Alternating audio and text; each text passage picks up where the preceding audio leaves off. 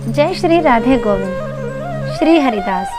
आज हम इस वीडियो में अजा एकादशी की व्रत कथा सुनेंगे। अजा एकादशी भाद्रपद मास के कृष्ण पक्ष में मनाई जाती है।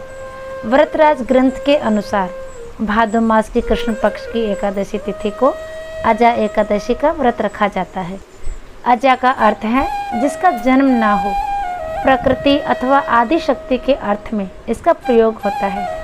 अजा एकादशी की व्रत कथा भगवान राम के पूर्वज इक्ष्वाकु वंश के राजा हरिश्चंद्र से जुड़ी हुई है।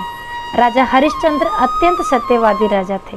अपने दिए वचन और अपनी सत्यता पूर्ति के लिए वे अपनी पत्नी तारामती और अपने पुत्र रोहिताश्रव तक को बेच देता है और स्वयं भी एक चांडाल का सेवक बन जाता है। राजा हरिश्चंद्र ने गौतम ऋषि के कहने पर अजा एकादशी का व्रत किया था।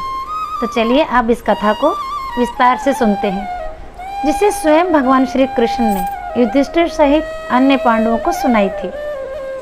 युधिष्ठिर ने कहा, हे पुंडरीकाक्ष, मैंने श्रावण शुक्ल एकादशी अर्थात पुत्रदा एकादशी का विस्तार वर्णन सुना।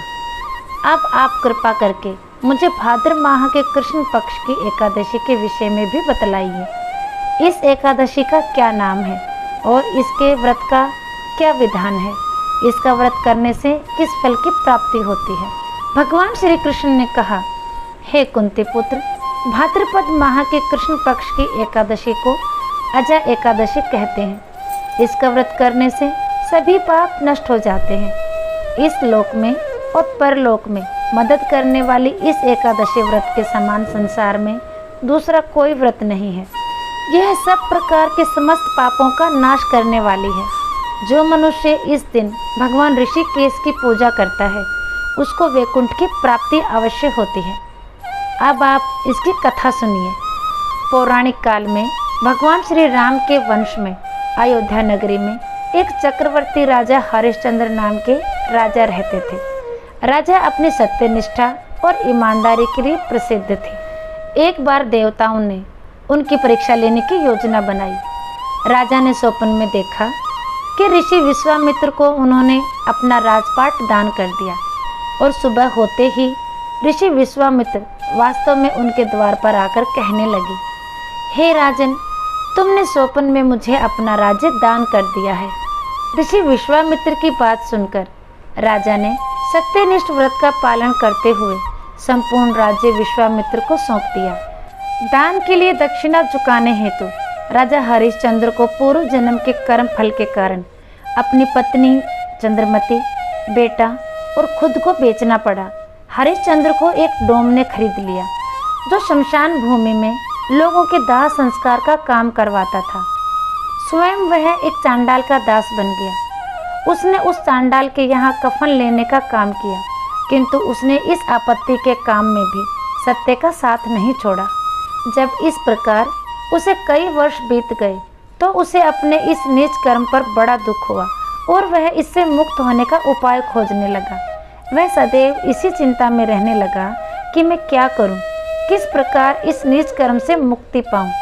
एक बार की बात है, वह इसी चिंता में बैठा हुआ था। उसी समय गौतम ऋषि उसके पास पहुँचे। हरिश्चंद्र ने उन्हें प्रणाम किया और अपनी दुख भरी कथा सुनाने लगे। राजा हरिश्चंद्र की दुख भरी कहानी सुनकर महर्षि गौतम भी अत्यंत दुखी हुए और उन्होंने राजा से कहा, हे राजन, भादो माह के कृष्ण पक्ष की एकादशी का नाम अजा है। तुम उस एकादशी का विधि पूर्वक व्रत करो और रात्रि को जागरण करो। इससे तुम्हारे सभी पाप नष्ट हो जाएंगे। महर्षि गौतम इतना कहकर अंतर्ध्यान हो गए। अजा नाम की एकादशी आने पर राजा हरिश्चंद्र ने महर्षि गौतम के कहे अनुसार विधान पूर्वक उपवास और रात्रि जागरण किया। इस व्रत के प्रभाव से राजा के सभी पाप नष्ट हो गए। उस समय स्वर्ग में नगाड़े बजने लगे और पुष्पों की वर्षा होने लगी। उन्होंने अपने सामने ब्रह्मा, विष्णु, महेश और देवेंद्र आदि देवताओं को खड़ा पाया।